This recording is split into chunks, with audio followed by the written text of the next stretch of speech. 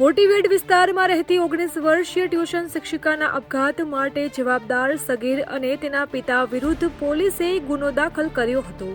ત્યારે અકાળે મોતના મુખમાં ધકેલનાર નીલ દેસાઈ નામના યુવક વિરુદ્ધ સમાજમાં ભારે રોષ જોવા મળ્યો છે, જેને લઈ ગત રાત્રિએ સમાજના આગેવાનોએ એક મીટિંગનું આયોજન કર્યું હતું, જેમાં મોટી સંખ્યામાં લોકો હાજર રહ્યા હતા અને આ દીકરીને ન્યાય મળી રહે તે માટે આજે રાત્રે 8 વાગ્યે કેન્ડલ માર્ચ યોજાશે અને આ કેન્ડલ માર્ચમાં સમાજના આગેવાનો સહિત મોટી સંખ્યામાં લોકો જોડાઈ શકે છે।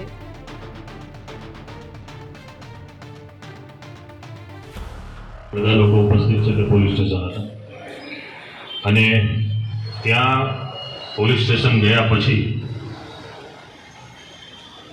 મારી 10 વર્ષની કાકા લડાઈમાં એમના પપ્પા અને એમના કાકા અને મોટા પપ્પાને બધા ઉપસ્થિત છે। 10 વર્ષની લડાઈમાં મેં પહેલી વખત જોયું છે કે કોઈ ઘટનામાં કોઈ ફરિયાદી ફરિયાદ કરવા ગયો હોય અને 2 કલાકની અંદર એને FIR આપ્યું, એવું પહેલી વાર જોયું છે।